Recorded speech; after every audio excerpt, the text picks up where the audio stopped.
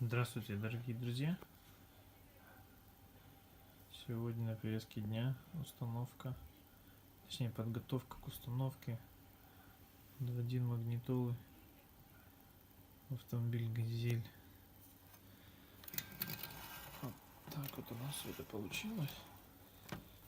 Это корзина от Deonexi второй. Это два винта нашел от старых магнитол. Все. Единственный нюанс: необходимо выгнуть вот эти полочки, потому что они находятся вот так вот туда. Отверточкой отсюда подлазите, точнее с этой стороны снизу подлазите, просто их разгибаете, потом выравниваете корзину, вставляете магнитолу, ну и соответственно винтами притягиваете.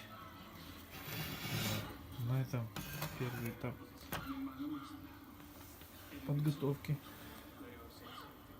в принципе закончен.